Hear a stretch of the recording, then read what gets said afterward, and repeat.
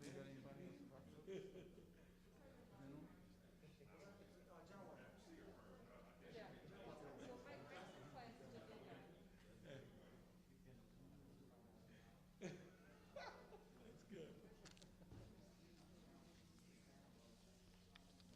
All right, good evening, everyone.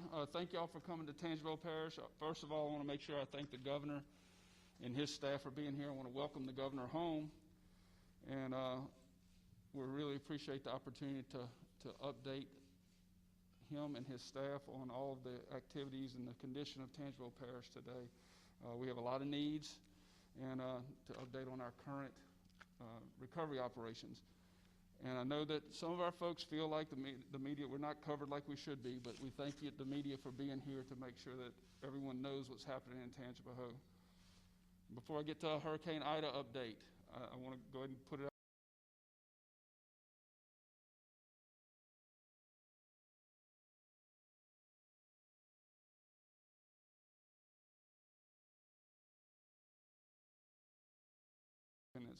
We want to thank Independence Administration, the Mayor Payne and Chief Edwards, for being so proactive in making sure that all of us paid attention to that, the conditions that were happening there. And then, of course, the governor and his staff for the quick response and saving more people from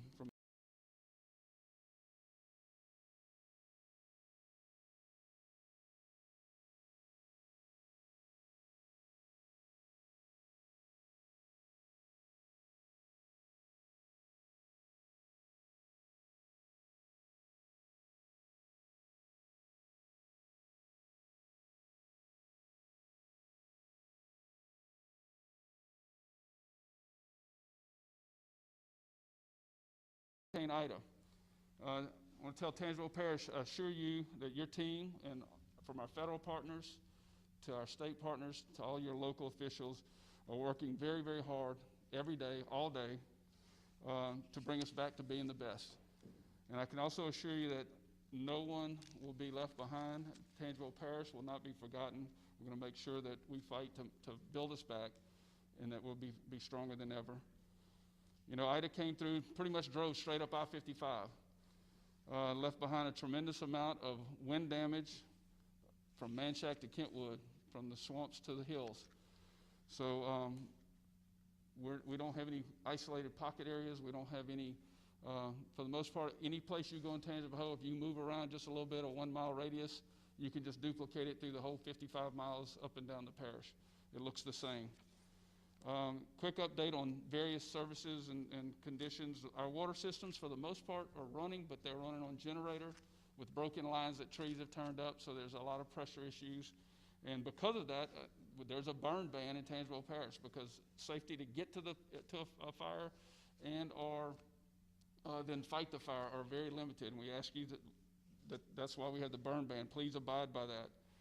Only 91% of our citizens, 91% of our citizens do not have power. Only 9% have power. We're thankful for that, but we have a long way to go. We have 4 shelters operating, and all 4 are full. 3 of the shelters do not have electricity. I can take this off while I talk. It makes it a little easier. 3 of those shelters do not have electricity, so they're just barely a little bit better than a home without anything either. We currently have, and I want to thank our federal partner, FEMA's had a huge quick response. Red Cross is here. The National Guard, I can't thank them enough. Those guys and ladies are out there every day in various positions, all the various positions they do, but one of the biggest ones is opening our roads. They've been pushing our roads open since Monday, shortly after the storm cleared, and we still have approximately 200 parish roads closed between water issues and debris. And then we have 15 state roads still closed. And these numbers could be different because they've continued to work all afternoon and are today. So they're continuing to make sure that we can move around. I will caution you, even though the road is open, the debris's been pushed to the side. There are logs. For visibility, if you accidentally run off the road, there are logs and tree stumps that could cause you a lot of pain and injury if you don't stay on the road. So slow down, take your time, be patient. We're excited or thankful and truly appreciate Brigadier General Sean Conroy for being here with his team to assist in our management for strategy and long-term resilience and building back. We have pods, 3 pods at the 3 Walmarts in Amite, Hammond, and Ponchatoula. They're giving out ice, water, and MREs. Big news, our landfill opened today, so garbage trucks, garbage services are able to run. It's still limited service. If power lines are low, if debris is still too much in the way, those big trucks will have trouble. So be patient there too. There are 10,000 tarps that arrived from FEMA. They're being distributed out to the rural fire departments for then distribution to you, to our citizens. Stay in touch with our social media, the media, local radio, to make sure that you know where they are and what's going on. Our hospitals are open, but staffing is a little tough. It was before COVID, or because of COVID, and then now access to fuel, getting to work. I thank the GOSEP and FEMA for providing fuel for those hospital workers and all first responders to make sure they can continue to work. I talked about the burn ban, and our nonprofits are starting to show up. We truly appreciate them. They are responding, and just to name a few, and it's probably a bad idea to name only a few, but we have feeding groups here, Operation Barbecue Relief, who was here in August of 2016, and on that event, they were here for, I think, 12 days and served 335,000 meals. So they're here for a while, and they know how to do it, and they'll be serving a lot of Southern Boys and outdoor barbecue dinners, Salvation Army, lots of churches, and so forth. So we truly are fortunate that there's a lot of great people around, and that comes from Louisiana being so generous when we go out to help other folks who have those problems and have these events. And before our governor speaks, I'd like to thank all of our local mayors and their teams. The continuity of information, the continuity of working together has been phenomenal. They have all made sure that we are all in communications. We all pulled on the same rope, the same direction, and we appreciate all the efforts together. Again, there's a long way to go, and I'll quote Dawson Primes, that you eat an elephant one bite at a time, and we just continue to do that, and we're going to get it done, and we're going to make sure that Tangipahoa Parish is the best parish in the state again. Thank you very much, Governor. Thank you, sir.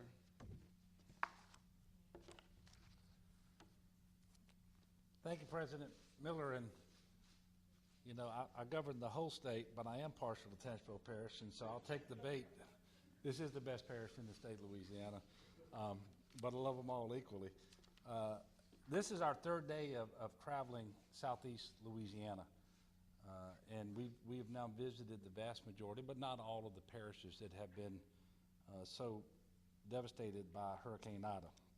I will tell you, it doesn't get any easier seeing the devastation that the storm has brought, whether you're in Port Fourchon or Grand Isle or you come up this way. And today we found out that there were, at least before I left Baton Rouge early this morning, 9 deaths in the Northeast caused by Ida. And as it turns out, the current confirmed death total in Louisiana from Hurricane Ida is also 9. I'll get into that in just a moment. Today we were able to meet with local officials in St. Bernard, Plaquemines, and here in Tangipahoa parishes. I want to thank President Miller, Dawson Primes, and their entire team for all of their hard work, all of the first responders, all of the nonprofit organizations, the faith-based community, you name it. This really is a team effort. And I want to thank members of our team at the state level as well. I think we're the best in the business, and that's because we get too much business at disaster response. I also want to thank just the Louisianans for being neighbors to one another, especially to elderly folks who may live next door across the street, or to people who have special needs, and always step up in the most difficult times. And I appreciate it, and I, like many people around the country, are very much inspired by the goodness and decency of the people here in Louisiana. Obviously, this is my home. These are my neighbors, my friends, my family members, my classmates, and like all the folks that I've seen, it really pains me to see that people are hurting and their lives are upside down. And I pledge we're going to do everything we can every single day to make things better. I am also grieved today about the situation that happened in Independence here in Tangipahoa Parish. With some of our most vulnerable citizens in the state of Louisiana, I have been notified of 4 deaths among nursing home residents who had been evacuated to a facility on Friday here in Tangipahoa Parish ahead of the hurricane. 3 of those deaths were classified as storm-related by the coroner. And they involved a 59-year-old female from Harvey, a 52-year-old male from Orleans Parish, and a 77-year-old male from Houma. And upon being notified of deteriorating and inadequate shelter conditions at the facility, LDH inspectors visited the site, and I will tell you, were expelled from the property and prevented from conducting a full assessment, and that was on Tuesday. They worked hard, and they got with other state agencies and local officials, made sure we had new placements for these residents, and starting with the most vulnerable. And in a little over 24 hours, all 843 residents were moved from the facility. 12 of those individuals were moved to hospitals. The residents had been evacuated from 7 facilities: River Palms Nursing and Rehab in Orleans Parish, South Lafourche Nursing and Rehab in Lafourche Parish, Maison Orleans Healthcare Center in Orleans Parish, Park Place Healthcare Nursing Home in Jefferson Parish, West Jefferson Healthcare Center in Jefferson Parish, Maison DeVille Nursing Home in Terrebonne Parish, and Maison DeVille Nursing Home of Harvey in Jefferson Parish. And I would point out that unless there's a mandatory evacuation order, nursing homes make the decisions about when and where to evacuate. And obviously they have an obligation, legal, moral, and otherwise, to always provide safe and adequate conditions for their residents as best they are able to do. And we're going to do a full investigation into whether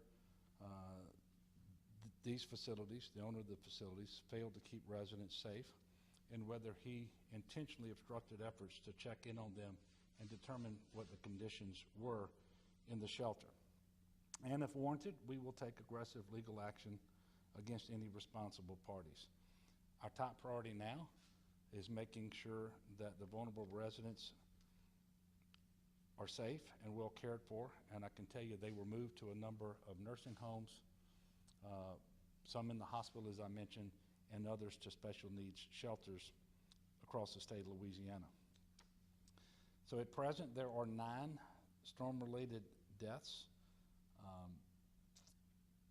The 60-year-old gentleman from Ascension Parish who had the tree fall through his house, a gentleman from New Orleans who drowned in flood waters, the 3 individuals that I just mentioned, but very sadly, and all of them are sad, but 3 carbon monoxide deaths in the Marrero area, and a 65-year-old female who drowned in floodwaters in Lafitte following Hurricane Ida. And I'm going to pause here for just a second because we always talk about it. Historically speaking, we lose most people after the storm, and we lose them to things like driving into water that is deeper than you believe it to be, to carbon monoxide poisoning from operating your generator too close to your house, or sometimes in the house, or in crawl spaces or garages and under windows and vents. Heat exhaustion. The heat index is predicted to be 105 degrees for the next 10 days or so. So we need everybody to be very careful, be patient. You can't cool yourself down if you don't have an air-conditioned place to go into. It may be hard for you to stay properly hydrated. All of these things come into play, and we're asking you to be safe. We're also asking, because of the water situation as it relates to water systems, to abide by the burn ban. Because quite frankly, we are very pressed in our ability to fight a fire right now. We had 6 structures that actually burned in Lafitte last night. There's just absolutely no way to fight those fires. I am looking forward to a visit by the President tomorrow. He accepted my invitation earlier in the week. I don't think there's any substitute for actually being on the ground, speaking with the local officials, and seeing with your own eyes the utter devastation that the state of Louisiana has sustained because of Hurricane Ida. I also want to thank him for signing the major disaster declaration that I requested. By doing that, Category A, debris removal, Category B, emergency protective measures are going to be 100% federal cost share for 30 days until September the 24th. He also approved individual assistance and public assistance. The public assistance is at 75% currently. So what this allows is you can register at FEMA. If you're a hurricane survivor, if you're an Ida survivor, you go to disasterassistance.gov, or you can call 1-800-621-3362. FEMA has set records with this hurricane. Already more than 220,000 households have registered with FEMA.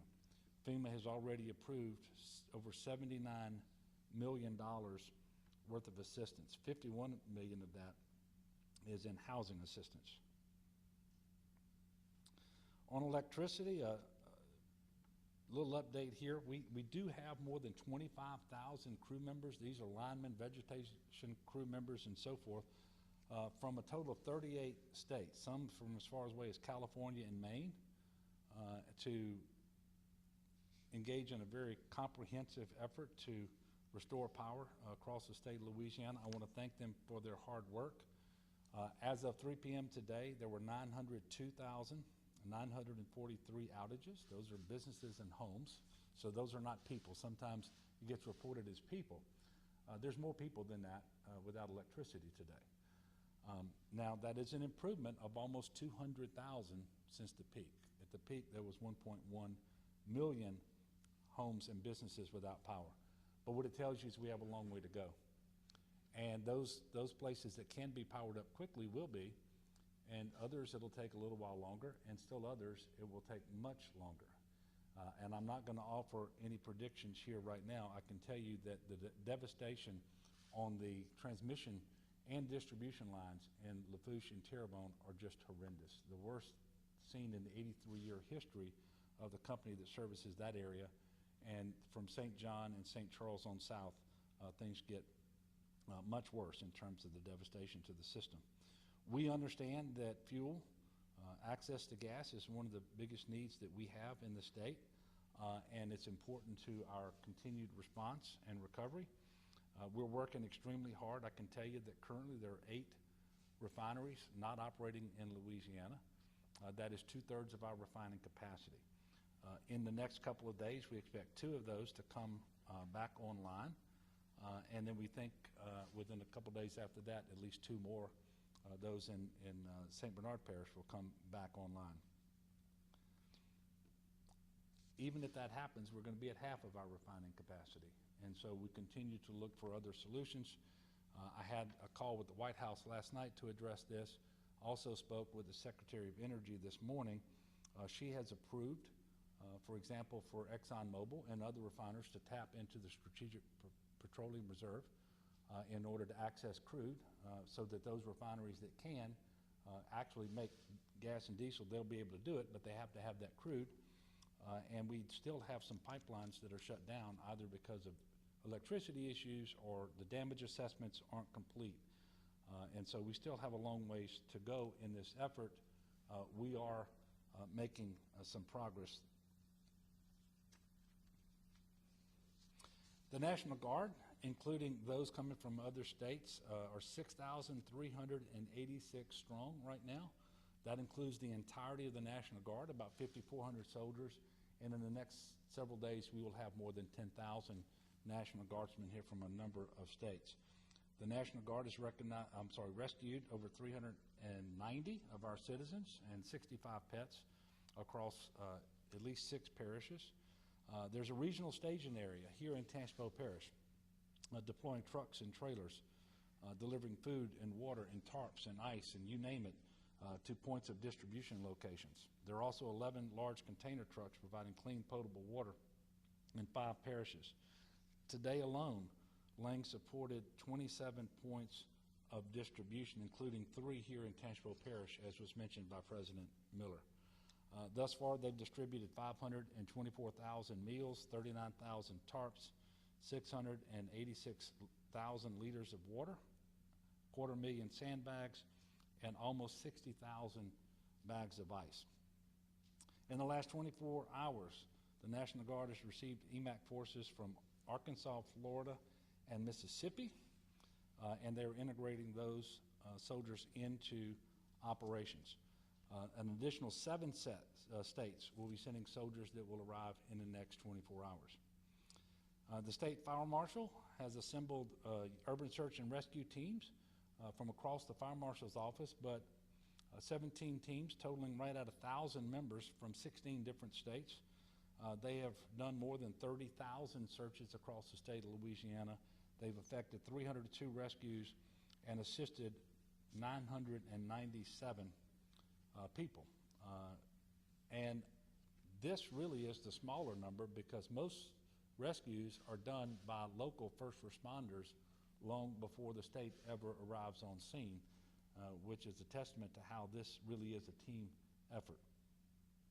There are 197 firefighters with 46 trucks that are stationed at affected firehouses around the state to give local firefighters more capacity and actually a break from having to handle their own personal recovery and to provide communities without water a reliable means of fire suppression response. We know that it is not adequate. That's why the burn ban, I should say, remains in effect. The Coastal Protection Restoration Authority, aided by the Corps of Engineers, is continuing dewatering efforts today in Plaquemines, in Jefferson Parish in the Lafitte area, in Lafourche Parish and St. John the Baptist, St. Charles and St. Bernard parishes. They're also assessing the many coastal restoration and protection projects that we have invested in the last number of years because Ida took a path that potentially could have wreaked havoc on those projects. The assessments are ongoing. I don't have any news for you in that regard. Obviously, the hope is that those projects will remain in good order and continue to do what they were intended to do. And if so, one of the things that they do is actually provide additional buffer from hurricanes, especially with respect to storm surge. The Department of Transportation and Development have inspected just yesterday 67 bridges, but there are more than 1,500 bridges just on the North Shore and in the New Orleans area. They have transported about 500 people through contract buses yesterday as well, several thousand over the course of the event. There are still weather-related road closures, and so everyone is reminded to check 511la.org before you leave to make sure that you know about road closures and you can pick an alternate route if you need to do that. The Houma Tunnel has been dewatered, but still needs power for operations, and so that tunnel is not yet open. Crews were able to reset the Oklosky and the Chef-Mentor Pass bridges, and they are open to vehicular traffic. As of 5 o'clock today, 3,425 people were being sheltered in 35 shelters across the state of Louisiana. If you still need shelter, maybe you stayed home and you don't have power, you don't have water,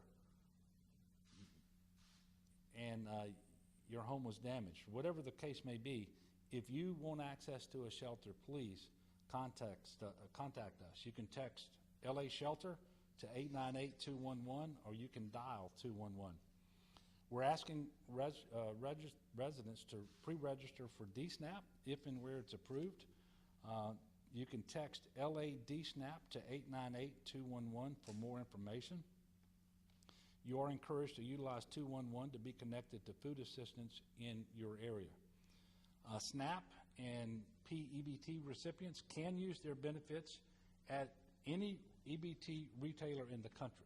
So if you have that card and you're from Louisiana and you're out of state, you can use that card at any retailer in the country that participates in the EBT program. And the hot food waiver is only available in the state of Louisiana. But you can go to a store, it's primarily going to be grocery stores, but they may have some hot food items. If that grocery store accepts the EBT card, you can use it for those hot items as well. Families will soon be able to receive food packages containing USDA foods. Food banks will use their current network of pantries to distribute food in affected areas. And each of the packages will contain approximately 25 pounds of food, including shelf-stable items like canned goods, fruit, protein items, and other staples. I announced yesterday the Blue Roof program. The Corps of Engineers has been tasked by FEMA to run this program. I can tell you that more than 22,000 people have registered since the announcement yesterday. That's the most in the history of the program. It is free to homeowners in parishes that received hurricane force winds. So this doesn't apply in the parishes that have been approved for individual assistance. There's a different criteria. But those parishes that received hurricane force winds and have their residents eligible for the Blue Roof program are Ascension, Jefferson, Lafourche, Livingston, Orleans, Plaquemine, St. Bernard, St. Charles, St. James, St. John the Baptist, St. Tammany, Tangipahoa, and Terrebonne. After the roof is installed, the home will be declared habitable, and one of the requirements to participate in the program is the roof has to make your home habitable. If it's otherwise too heavily damaged to live in it once you get a roof on it, you're not going to qualify. But we want you to call and register and have people come out and check out your home if you have any doubt and you want to participate in the program. You sign up for the program at blueroof.us. You can also call toll-free 1-888-ROOF-BLUE. There's no E on the end of that one, but that number is 888-766-3258, and you'll get more information about the program. And I know that that is a long update, and I'm going to take your questions in just a moment. We're going to have Dr. Joe Canner, who's going to come up behind me. I'll offer the podium to Billy Nungesser as well after that, our Lieutenant Governor. I want to thank him for traveling with me over the last several days as well. But to conclude the prepared remarks, I know that people are anxious and tired. I know they're hot, and the tempers can flare when you're waiting in those long gas lines. I'm asking people to be patient. The strongest storm, at least tied for the strongest storm to ever hit Louisiana, that happened on Sunday and through Sunday night. On Monday, we were trying to open roads and do search and rescue. And really, it's just been Tuesday, Wednesday, and now Thursday that we've been able to push out and join forces with local first responders and so forth. And so we're asking people to be patient, to be good neighbors, to check on their relatives and the people who live around them, and offer assistance where you can. We are all in this together, and we're going to get through it. We always do, and we will this time. You do eat an elephant, if I guess you wanted to eat an elephant. You eat it one bite at a time, and that's the way we're going to have to approach this. I don't know when I will have my next press briefing because we're still trying to figure out exactly what the schedule is going to look like tomorrow. I can tell you that over the weekend I will visit the few remaining parishes that were hit hard by Hurricane Ida that I haven't yet been on the ground in person, and so I can only imagine there will be some press opportunities there. As I mentioned, I'll be followed by Joe Canner and then the Lieutenant Governor, and then we'll come back up for questions.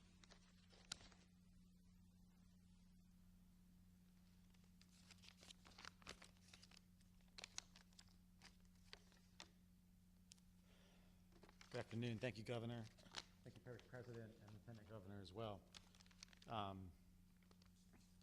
Firstly, with regards to the 7 nursing homes who evacuated to the warehouse facility in the town of Independence here in Tangipahoa Parish, there are just no words.